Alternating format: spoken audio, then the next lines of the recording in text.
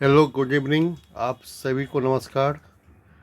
आज के इस सेशन में आप सभी का स्वागत है। जैसा कि आप सभी जानते हैं कि आपके एग्ज़ाम को ध्यान में रखते हुए जिलेट के लिए जो इंट्रेंस एग्ज़ाम होने वाली है उसके लिए ग्रामर का एक सीरीज चल रहा है, जिसके तहत हम विभिन्न प्रकार के संभावित प्रश्नों को देखते हैं। उसी कड़ी में आज हम फिर से एक नए सेशन के साथ आए हैं। तो देखते हैं आज के सेशन का पहला क्वेश्चन क्या है।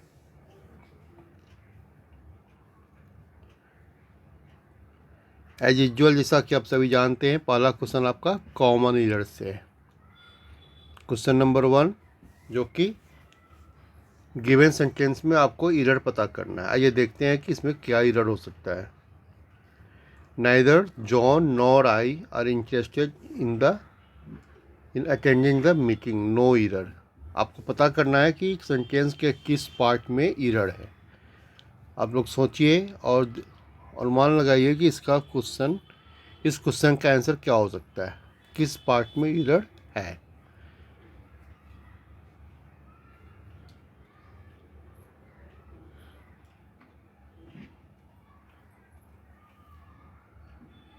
चलिए, अब हम देखते हैं कि क्या अप्रोच होना चाहिए क्वेश्चन को सॉल्व करने के लिए। जैसा कि आप सभी जानते हैं कि अप्रोच हमारा सेंटेंस को पढ़ने के साथ देखना है कि कहाँ पे ग्रामेटिकल एरर है और क्या लॉजिक है, किस लॉजिक से हम एरर को पहचान पाएंगे। तो जैसे ही हमने देखा कि हमारी सेंटेंस की शुरुआत नाइदर जॉन और नॉर है ना, इट मीन्स कि हमारा सेंटेंस जो है नाइदर और नॉर के साथ स्टार्ट हुआ है। जब भी आपका सेंटेंस नाइदर और नॉर के साथ स्टार्ट हो तो सबसे इसमें दो तीन बातों को आपको ध्यान रखना है। पहला नंबर 1 पॉइंट है कि नाइदर के साथ हमेशा ऑलवेज जो है नॉर का कम्बिनेशन बनता है। जब भी नाइदर आएगा तो साथ में नॉर कम्बिनेशन आएगा। अब नाइदर नॉर हमेशा दो सब्जेक्ट लेके आएगा। सब्जेक्ट जो है या तो नाउन हो सकता है या प्रोनाउन हो सकता है ना। दोनों सब्जेक्ट क्या हो सकता है, नाउन या प्रोनाउन हो सकता है। क्लियर है, नाउन या प्रोनाउन आपका सब्जेक्ट हो सकता है। जैसा कि इस सेंटेंस में हम देख रहे हैं कि आपका जो सेंटेंस है नाइदर जॉन, यहाँ पे एक आपका प्रॉपर नाउन दिया हुआ है नॉर आई, और यहाँ पे आपका प्रोनाउन का यूज़ किया गया है। और सेकेंड रूल कहता है कि जब भी नाइदर और नॉर सेंटेंस से शुरुआत हुआ हो तो उसके सब्जेक्ट या पूरा पार्ट आपका जो है सब्जेक्ट का रूप करता है। और सब्जेक्ट के बाद जो आपका वर्ब आएगा, जहाँ पे हम वर्ब की बात करते हैं, यह जो वर्ब होगा, आने वाला वर्ब सेंटेंस का, वह ऑलवेज किसके सिर्फ अकॉर्डिंग टू नियरेस्ट वर्ब। ये जो आपका वर्ब होगा अकॉर्डिंग टू जो नियर में आपका सब्जेक्ट होगा उसके हिसाब से होगा। तो यहाँ पे जो वर्ब है इसका नियर सब्जेक्ट कौन होगा, जॉन या आई। तो आप देख रहे हैं कि यहाँ पे इसका जो नियर होगा वो आई होगा। तो आई के हिसाब से यहाँ पे हम वर्ब का यूज करेंगे। और एज पर रूल्स आई के हिसाब से हम जानते हैं कि यहाँ पे हेल्पिंग वर्ब जो होगा आपका आई के साथ जो हेल्पिंग वर्ब होता है वह हमेशा एम लगता है ना। तो हमारा एरर किस पार्ट में आ गया, बी पार्ट में एरर आ गया। उम्मीद है कि आप लोग इस लॉजिक को समझे होंगे और इसका सही आंसर आप लोग ने दिया होगा। तो इसका सही आंसर क्या हुआ, बी पार्ट में एरर है। और हमारा जो करेक्ट इसका जो लॉजिक है वह ये है कि नाइदर और नॉर से जब भी हम सब्जेक्ट की सेंटेंस की शुरुआत करेंगे तो उसके बाद जो आने वाला वर्ब होगा वह हमेशा नज़दीक वाले सब्जेक्ट के हिसाब से, जो वर्ब के नज़दीक में होगा उसके हिसाब से हम वर्ब लगाते हैं। क्लियर है। चलिए, अब हम देखते हैं आपका नेक्स्ट सेंटेंस, क्वेश्चन नंबर 2।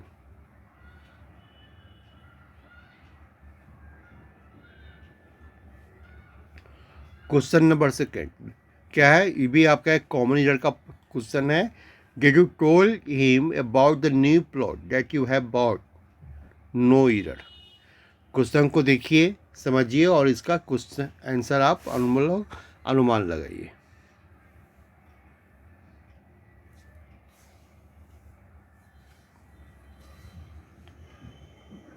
उम्मीद है इसका आंसर आप लोग समझ गए होंगे। आइए देखते हैं इसका किस लॉजिक से, इसका क्या एरर है, किस पार्ट में एरर है।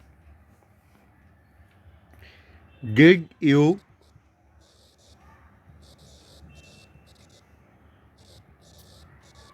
Told him. जब भी आपका सब्जेक्ट, जैसे हमने देखा सेंटेंस की शुरुआत डिड यू से हुआ है, इट मीन्स कि जब भी आपका सेंटेंस जो है वह क्या हो, स्टार्टिंग जो है डू, डिड, डज से हो, इट मीन्स कि आपका सेंटेंस जो है इंट्रोगेटिव सेंटेंस है। और डू डिड चाहे वो प्रेजेंट टेंस हो या पास्ट टेंस हो या फ्यूचर टेंस हो, अगर सेंटेंस की शुरुआत इंट्रोगेटिव में हुआ है तो उस सब्जेक्ट का जो है, आपका जो सब्जेक्ट होगा उसके बाद जो आने वाला वर्ब होगा वह हमेशा क्या होगा, वर्ब जो होगा हमेशा V1 फॉर्म में होगा। वर्ब हमेशा वर्ब का फर्स्ट फॉर्म यूज़ करते हैं। तो यहाँ पे टोल्ड ना होकर क्या होना चाहिए था, यहाँ पे आपको इसका भी का फर्स्ट फॉर्म टेल हो जाएगा। क्लियर हो गया। तो हमारा एरर किस पार्ट में आ गया, क्वेश्चन नंबर सेकेंड का एरर जो है आपका फर्स्ट पार्ट में है, आंसर हमारा ए होगा। क्लियर है। बहुत इजी क्वेश्चन था ये, कि अगर आपका सब्जेक्ट का सेंटेंस का शुरुआत हेल्पिंग वर्ब से हुआ है, डू डट डिड डज से हुआ है, तो उसके बाद आने वाला वर्ब हमेशा V1 फॉर्म में होगा। क्लियर है। चलिए देखते हैं next question, question number 3।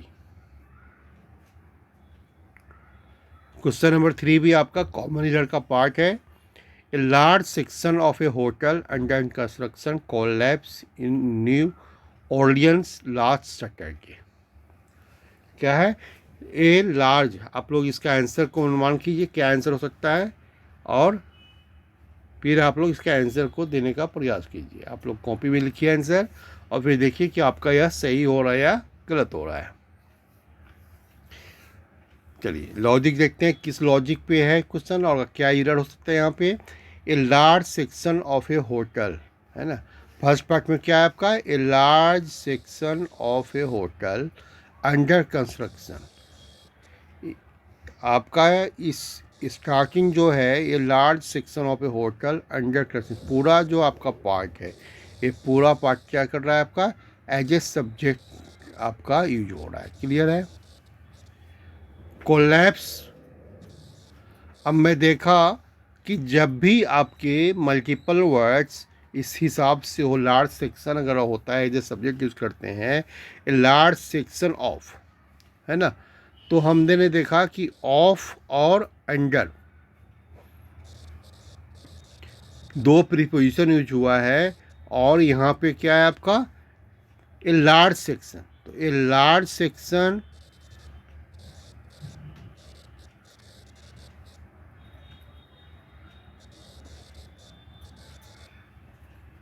Of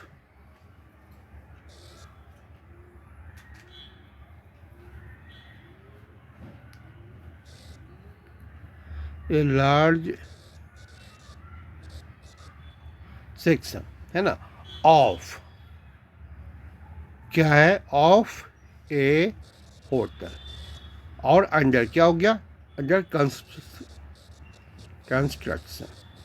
it means पूरा सब्जेक्ट का पार्ट है। जब भी ऐसा ऑफ और अंडर दो तीन प्रीपोजिशन से वर्ड जुड़े हो, तो सब्जेक्ट जो होगा हमेशा फर्स्ट पार्ट, है ना, लार्ज सेक्शन किसका, जो आपका होटल कंस्ट्रक्शन हो रहा है, जो बन रहा है, उस होटल का एक लार्ज सेक्शन।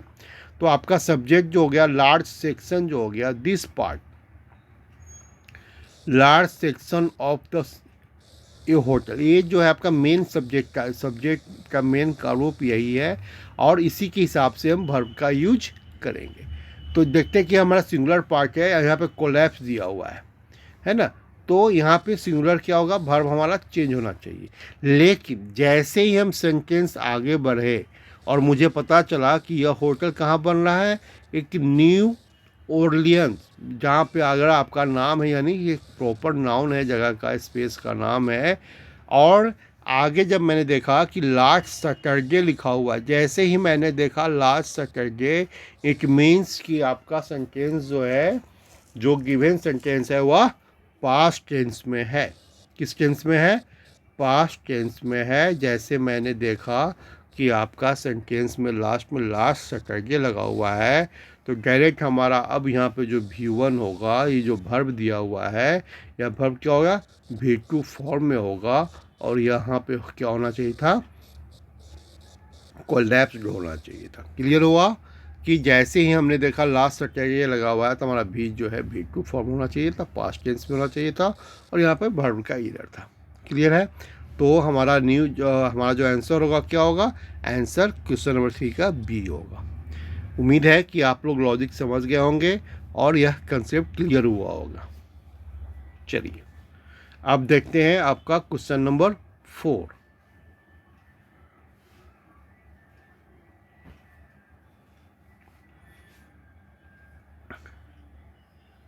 क्वेश्चन नंबर 4 भी आपका कॉमन ईयर का ही क्वेश्चन है। क्या है देखिए, क्वेश्चन पढ़िए और कोशिश कीजिए आंसर देने का। We wanted the workman to repair the tiles of the kitchen, no error, है ना। 4 पार्ट्स है, वन A B C में ईरर हो सकता है या नहीं हो सकता है। अगर आपका ईरर है तो वह पार्ट आपका आंसर होगा, अगर ईरर नहीं है तो लास्ट पार्ट D ऑप्शन होगा, नो ईरर। चलिए फिर एक नए कंसेप्ट से देखते हैं कि हमारा यहाँ पे क्या अप्रोच होना चाहिए और क्या लॉजिक है ईरर पहचानने के लिए। अप्रोच जो हमारा है, बी वांटेड, जैसे मैंने देखा कि बी के साथ बी क्या है आपका, बी का सेकेंड फॉर्म है बी वांटेड, मतलब पास्ट टेंस है, द वर्कमैन टू रिपेयर।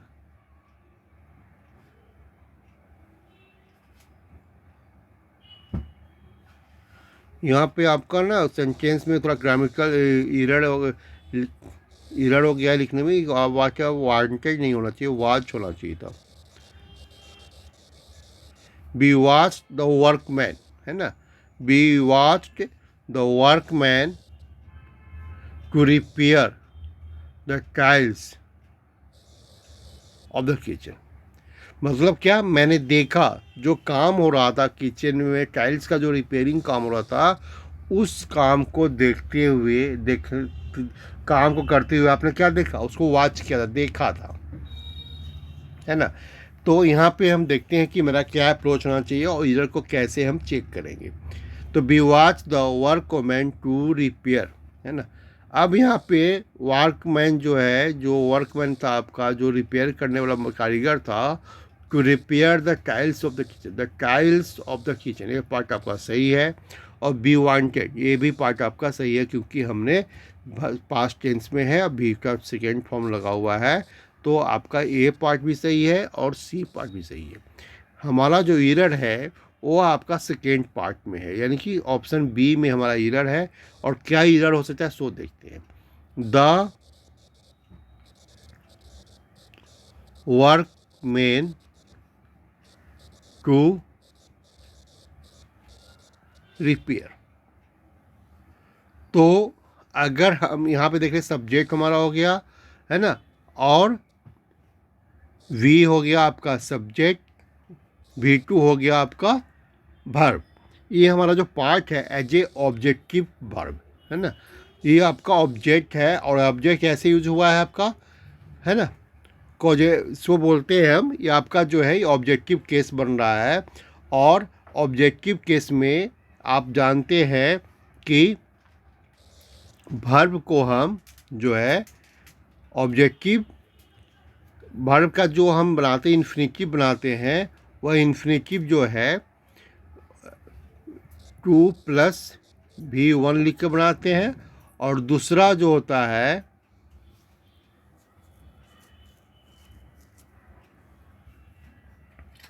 जिरंज बनाते हैं। तो यहाँ पे जो आपका है वेयर इन्फिनेटिव का यूज हुआ है। क्या हुआ है? वेयर इन्फिनेटिव बोलते हैं, है ना। तो वेयर इन्फिनेटिव का आपका यूज हुआ है। अब बेयर इन्फिनिटिव बोलते किसको है ना? तो बेयर इन्फिनिटिव बोलते हैं अगर हम कि बेयर इन्फिनिटिव बोलते हैं कि अगर किसी चीज़ को हम पूरा देखने के लिए, अगर कोई काम हो रहा है, रिपेयरिंग हो रहा है, उसको पूरा हम देखते हैं, तो वहाँ पे हम क्या बोलते हैं उसको? इंस्टेंट। अगर आप इंस्टेंट उसको देख रहे हैं, ऑब्जर्व कर रहे हैं, तो वहाँ पे हम बेयर इन्फिनिटिव का यूज़ करते हैं। और बेयर इन्फिनिटिव जो होता है, उस बेयर इन्फिनिटिव में हम प्रीपोजिशन टू का यूज नहीं करते हैं। बेयर इन्फिनिटिव में प्रीपोजिशन जो है टू का यूज नहीं करते, यानी कि यहाँ पे जो बेयर इन्फिनिटिव का यूज होगा और आपका प्रीपोजिशन जो लगा है, इसको हम रिमूव कर देंगे। और यहाँ पे क्या होगा? The workman repair the tiles of the kitchen. क्यों? क्योंकि हमारा ऑलरेडी वर्ब का यूज हुआ है। तो वर्ब के बाद यहाँ पे अगर हम उसको इंस्टेंट देखते हैं तो बेयर इन्फिनिटिव का यूज करेंगे, और बेयर इन्फिनिटिव के लिए हम क्या करते हैं? टू का प्रयोग नहीं करते। क्लियर है? चलिए, क्वेश्चन नंबर, नेक्स्ट क्वेश्चन आपका क्वेश्चन नंबर 5 है, जो भी ये भी क्वेश्चन आपका क्या है? कॉमन एरर का कंसेप्ट पे है।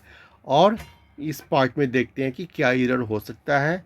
आप लोग कोशिश कीजिए कि इसके क्या आंसर हो सकते हैं।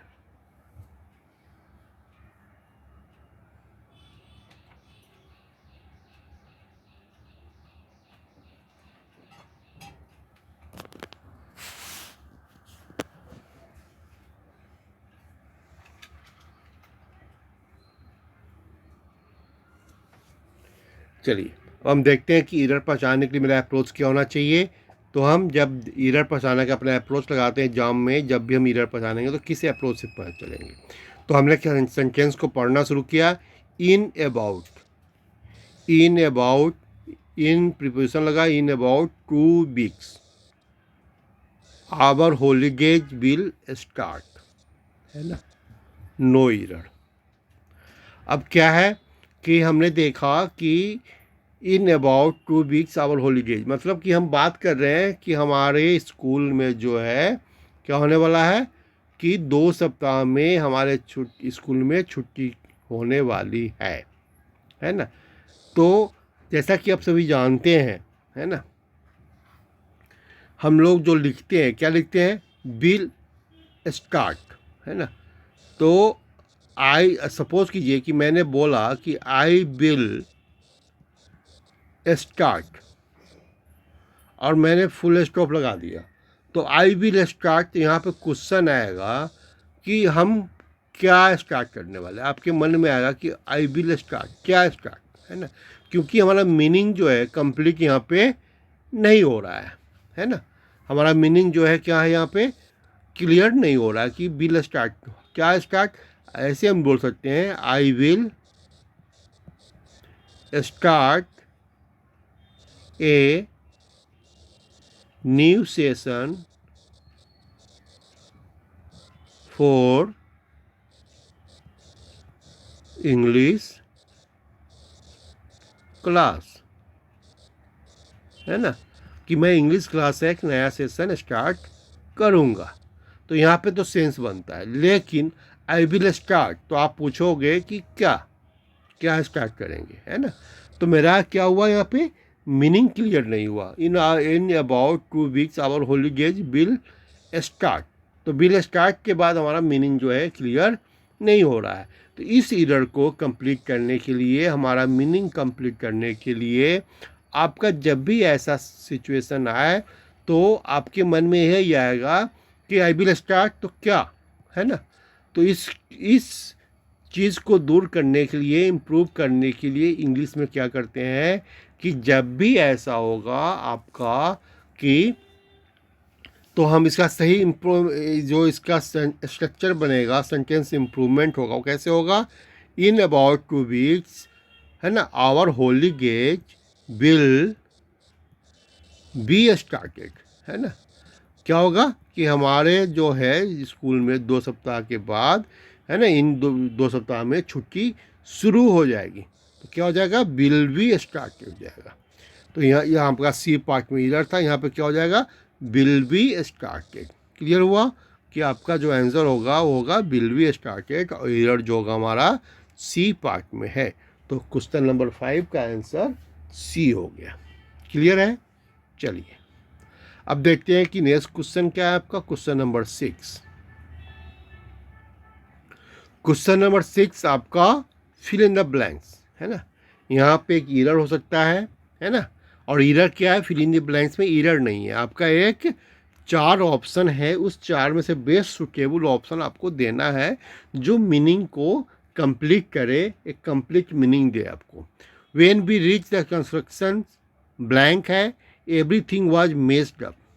क्या हुआ कि जब आप पहुँचे कहाँ पे, कंस्ट्रक्शन, और क्या हुआ, ब्लैंक हुआ, तो एवरीथिंग वाज मेस्ड अप, सब कुछ जो क्या था, सब कुछ मिला हुआ था, सब कुछ क्या था, मिक्सड अप था, क्लियर नहीं था, है ना।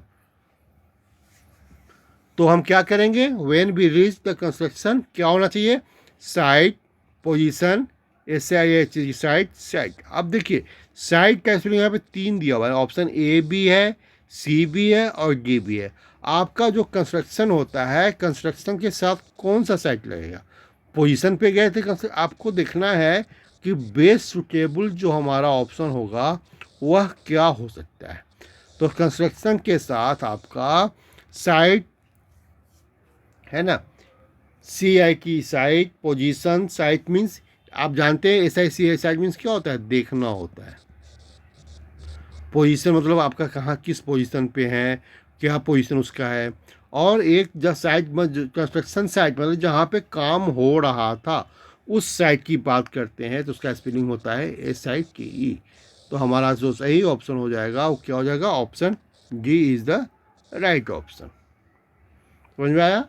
तो हमारा यहाँ पे करेक्ट वर्ड का ऑप्शन था, करेक्ट वर्ड मुझे पहचानना था कि कौन सा करेक्ट वर्ड इस ब्लैंक में कंस्ट्रक्शन के साथ हमारा मीनिंग को क्लियर कर रहा है। क्लियर हो गया। चलिए नेक्स्ट क्वेश्चन में आता है, क्वेश्चन नंबर 7। आप लोग क्वेश्चन को पढ़िए और ऑप्शन को समझिए कि क्या ऑप्शन हो सकता है, और फिर जो मैं एक्सप्लेन करता हूँ उस ऑप्शन को देखिए और फिर कंफर्म कीजिए कि आपका हुआ सही हुआ या नहीं हुआ। People can advise me, he said blank, at the end of the day I make the decision about my health. क्या है कि people can advise me, he said मतलब क्या है कि पीपल जो है हमें एडवाइस दे सकता है, he said at the end of the day I make the decision about me. People हमारे बारे में अपना अपना एडवाइस दे सकता है, लेकिन अल्टीमेटली जो है मुझे क्या करना है क्या नहीं करना है उसका डिसीजन कौन लेगा, मैं खुद लूँगा। अपने हेल्थ के बारे में जो भी डिसीजन होगा वह मैं खुद लूँगा। क्लियर है। तो आपको ब्लैंक क्या बोल रहा है, people can advise me, he said, है ना, एंड एज बट सो। तो कहने का सेंस क्या बन रहा है आपका कि people can advise me, he said, at the end of day,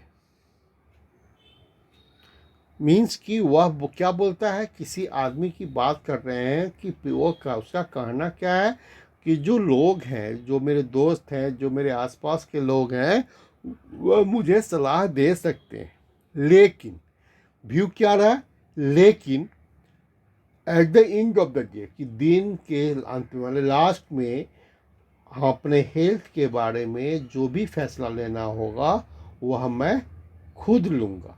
तो इस बात को, इस दोनों सेंटेंस को, यहाँ पे जो ब्लैंक पार्ट है आपका वह क्या करता है, इस दोनों पार्ट को कनेक्ट करता है ना, प्लस करता है, इस एक दूसरे का क्या करता है, एक दूसरे को कनेक्ट करता है।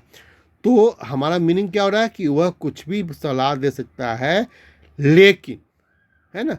तो और मैं समय के अंदर, तो यहाँ पे जो बेस्ट आपका होगा एंड, एज, बट और सो में से जो मेरा ऑप्शन आता है उसका हिंदी, अगर आप हिंदी मीनिंग भी समझते हैं तो यही होगा कि लोग हमें सलाह दे सकते हैं और मैं लास्ट में फैसला लूँगा, गलत करना होगा। हम क्या सोच सकते हैं कि लोग मुझे अपनी सलाह दे सकते हैं, लेकिन लास्ट में मैं फैसला खुद लूँगा। तो दो वाक्य को यहाँ पे सही रूप से कौन जोड़ता है? द वर्ड लेकिन, यानी कि बट यहाँ पे आपका करेक्ट आंसर हो जाएगा।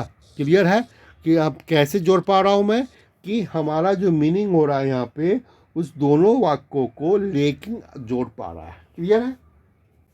तुम्हारा सही ऑप्शन क्या होगा? बट यहाँ पे सही ऑप्शन होगा। चलिए, उम्मीद है कि आपके क्वेश्चन के आंसर सही हो रहे होंगे। अब हम देखते हैं क्वेश्चन नंबर 1 का क्या आंसर है। क्वेश्चन नंबर 1 भी आपका select the most appropriate options.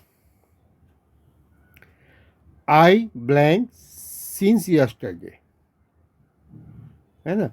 यहाँ पे यस्टरडे लिखा हुआ है और सिंस लिखा हुआ है। बहुत इजी क्वेश्चन है। जब भी सेंटेंस के लास्ट में सिंस आप देखते हो तो आपको देखना है कि सेंटेंस जो हमारा है वह सेंटेंस जो है किस फॉर्म में हो सकता है टेंस का। तो आपको समझ में आएगा जिस तरह जैसे ही आप देखेंगे कि सेंटेंस के लास्ट में सिंस हो या फोर हो, है ना। सिंस या अगर फोर हो तो आपको पता होना चाहिए कि फोर जो है पीरियड ऑफ टाइम बताता है और सिंस जो है आपको पॉइंट ऑफ टाइम बताता है। क्लियर है? तो यहाँ पे सिंस लगा हुआ है तो हमारा जो फॉर्म होता है वो हमेशा क्या होता है? हैज या have plus been plus verb में आईएनजी लगा होगा। तो यह फॉर्मेट आपको जहाँ मिल जाए वो आपका क्या होगा? करेक्ट आंसर होगा। तो मैंने देखा ड्रॉप नहीं होगा, वाज ड्राइविंग नहीं होगा, है ड्राइविंग नहीं होगा, हैव बीन ड्राइविंग हो जाएगा। क्लियर है? यह प्रेजेंट परफेक्ट कंटिन्यूअस का फॉर्मेट था और जहाँ भी आप सेंटेंस में सिंस और फोर लगा देखिए लास्ट में तो आप सेंटेंस में देखिए कि आपका जो फॉर्मेट है प्लस हैव या has plus been plus verb ING लगा है या नहीं, और वही आपका सही फॉर्मेट होगा। अगर यह है तो फिर कुछ एरर और हो सकता है, लेकिन अगर नहीं है तो जहाँ पे ये पार्ट नहीं है वही आपका एरर हो सकता है। क्लियर है? उम्मीद है कि आप इस समझे होंगे और यह लॉजिक हम पहले भी डिस्कस कर चुके हैं। चलिए अब देखते हैं कि क्वेश्चन नंबर 9 आपका क्या है। क्वेश्चन नंबर 9 भी आपका एक मोस्ट सुटेबल ऑप्शन देना है और आपको पता करना है कि क्वेश्चन नंबर 9 में जो ब्लैंक पार्ट है वहाँ पे कौन सा ऑप्शन आपका बेस्ट सुटेबल मीनिंग देता है। क्या है? ब्लैंक है people face many issue with the advancement of technology. बोला कि लोग जो हैं, है ना, अभी जो हमारा टेक्नोलॉजी एडवांस हुआ है उसके हिसाब से बहुत प्रॉब्लम इश्यूज को फेस कर रहे, सामना कर रहे हैं, है ना।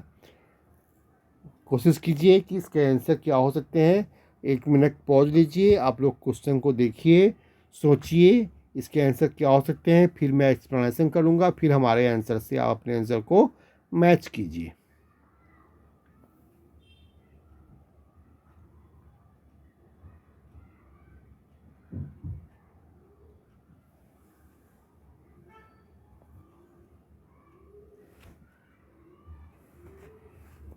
चलिए, तो जैसे हमने देखा कि पीपुल, पता चला कि जो लोग हैं उसको बहुत समस्याएं आती है। कब? क्योंकि हमारा जो एडवांस तकनीक जो है, टेक्नोलॉजी जो है क्या हो गया है? एडवांस हो गया है। तो कैसे लोग को प्रॉब्लम आएगी? जो लोग उसको नहीं सीख रहे हैं, है ना। तो मुझे ऑप्शन क्या दिया हुआ है देखिए, older and old, oldest, old.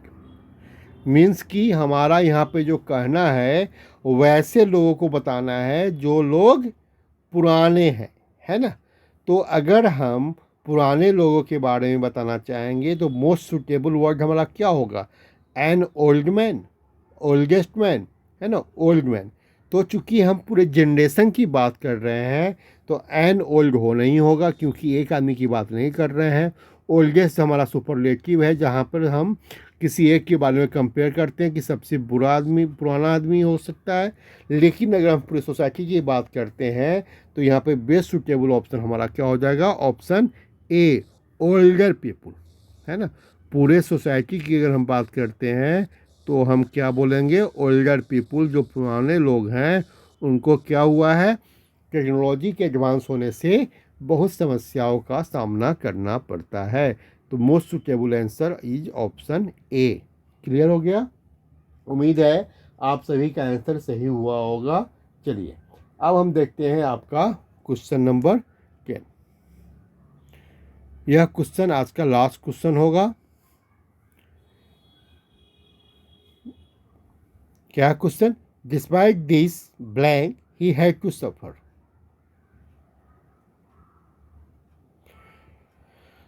Despite his blank he had to सफर।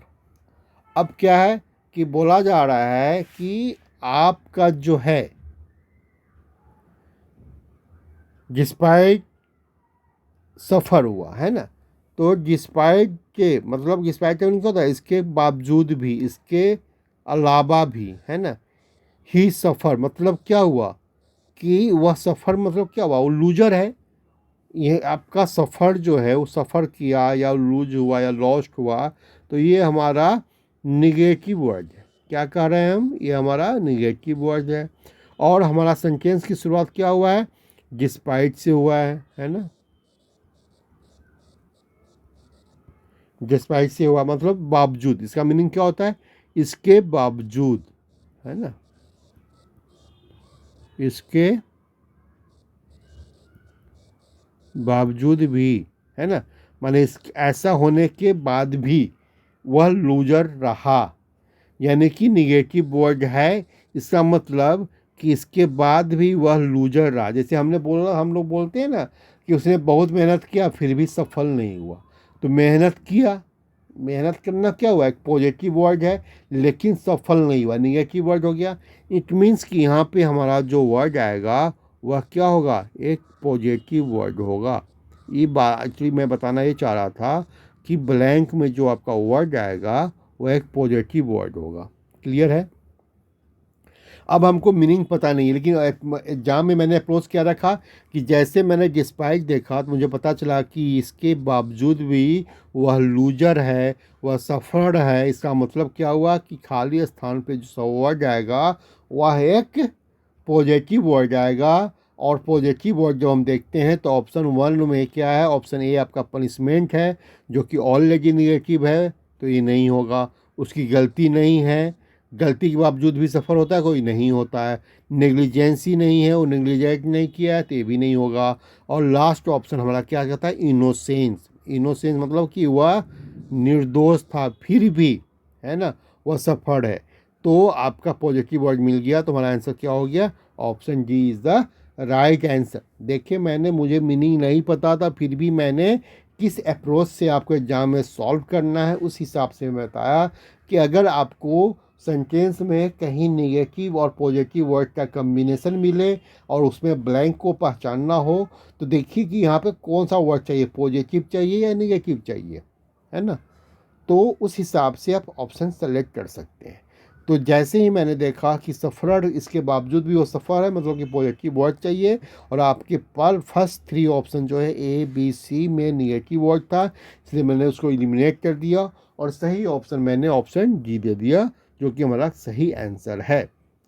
उम्मीद है कि आप लोग को इस कंसेप्ट समझ में आया होगा और सभी जो क्वेश्चन मैंने एक्सप्लेन किया आप लोग समझे होंगे। जैसा कि आप सभी जानते हैं कि आपका कल नेट इशू हो रहा था, इसीलिए मैंने आज इस क्लास का रिकॉर्डेड वर्सन आप लोग के लिए अपलोड करने का निर्णय लिया। जैसा कि मैंने कल आपको बता दिया था कि इसका अपलोडेड जो है वीडियो मैं रिकॉर्डिंग करके आपको अपलोड कर दूंगा। क्लियर है? उम्मीद है कि आप लोग इस 10 क्वेश्चन को देखकर, इसको समझकर, है ना, अपने लॉजिक को, अपने कंसेप्ट को और इम्प्रूव कर पाएंगे। थैंक यू आज के इस सेशन को देखने के लिए। फिर मिलते हैं अगले सेशन में, लाइव सेशन में। थैंक यू, धन्यवाद।